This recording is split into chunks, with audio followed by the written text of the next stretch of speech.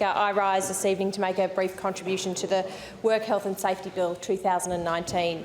And this bill actually is born out of extensive consultation and a number of national reviews, and I'm incredibly proud of the Minister for Industrial Relations for bringing to this place the most comprehensive reforms to WA's workplace health and safety laws since the very first of its kind in the Occupational Safety and Health Bill of 1984.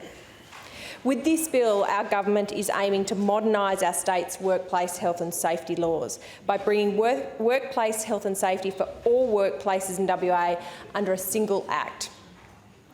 It's based on the national model, and that bill was introduced in the majority of Australian jurisdictions in 2011 and 2012. And this will be adapted to suit WA's very unique economy and geography.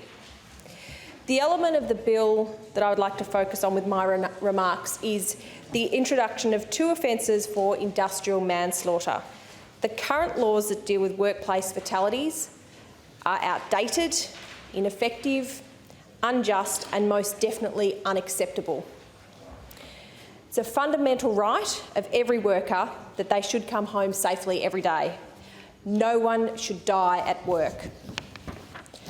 But it's really clear that this is not the reality in WA.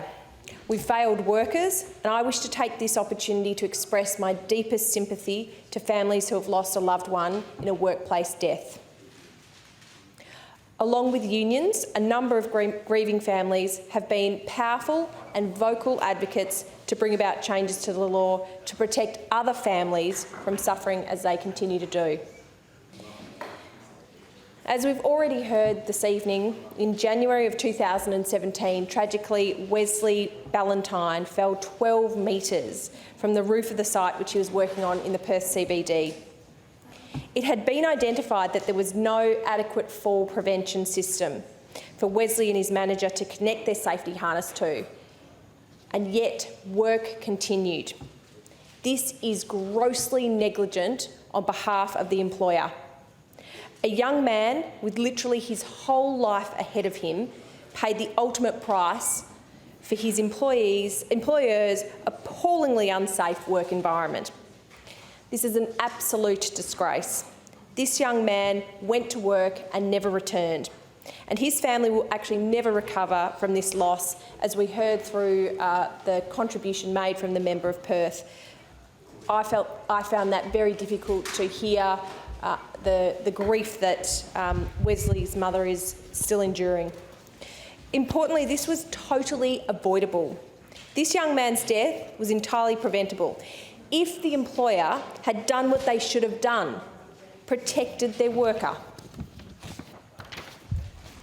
Worse still, Wesley's parents suffered through 2 years of investigation and a trial for the company responsible just to receive a $38,000 fine. I'd like to actually quote from an article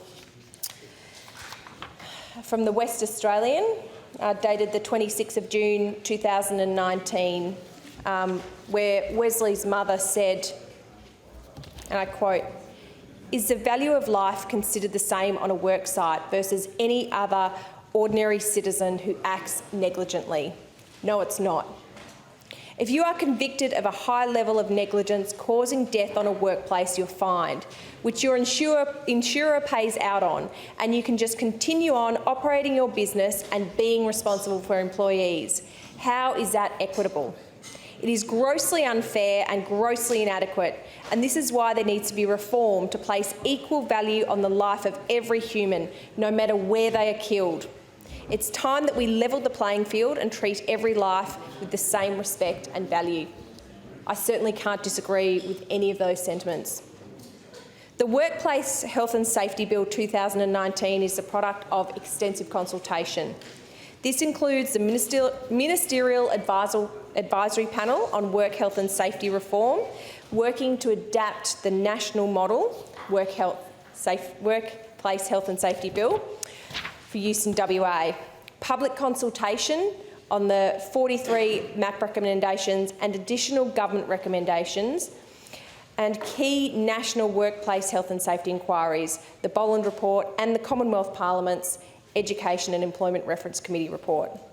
This government takes consultation very seriously and listens intently to the voices of, most importantly, the families who have lost, tragically, members of their family in workplace deaths.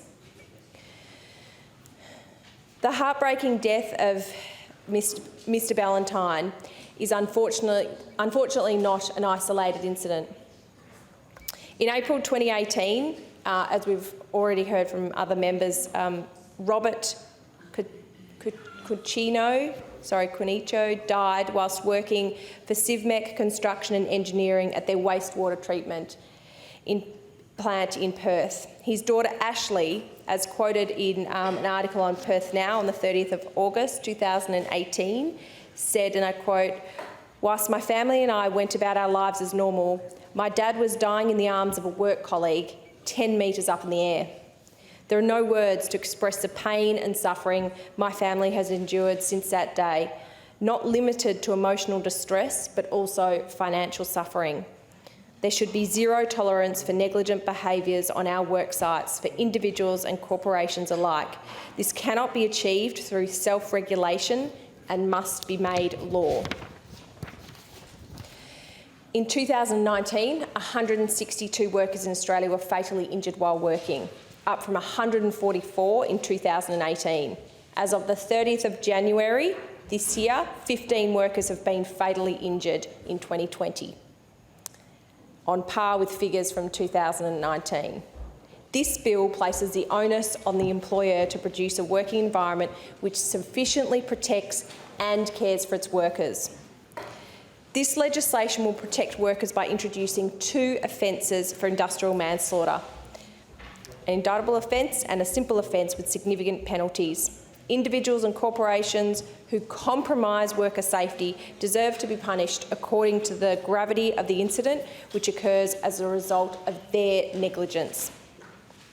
By implementing harsher penalties for negligent work practices, we're ensuring that there are strong deterrents to employers ignoring safety issues, which we've seen examples of and have led to death, and that those who fail to address these issues are punished accordingly and ultimately go to jail. The industrial manslaughter provisions will carry a maximum penalty of 20 years for an individual and a fine of $10 million for a body corporate. This is a massive increase in severity compared to current penalties. The prohibition of insurance for monetary penalties will stop companies from absolving themselves from financial penalty which occurs as a result of their negligence. Companies will not be allowed to compromise on worker safety and have this covered by insurance as they have been in the past. This will ensure that all companies need to have a strong focus on workplace safety. It will need to be embedded in their culture and practiced daily. Industrial relations is at the heart of the Labor movement. It's a cornerstone of our party. Labor is the party for workers' rights, and I would like to acknowledge the hard work of unions in WA fighting for safer work sites for their members. In 2017, we committed to modernising our work health and safety laws, and we're delivering on that promise. I'm so proud to be part of the McGowan Labor government committed to improving the working conditions for all Western Australians. I would like to finish by returning to the case of Wesley Ballantine. I implore all members in here to consider how different that situation could have been with stronger penalties in place. These penalties are strong because we don't want to see any more lives lost at work. Evidently, we cannot rely on self-regulation, and therefore we cannot sit back and allow this to continue to happen. We must act and legislate industrial manslaughter as the crime that it is. I commend this bill to the House. Thank you, Member.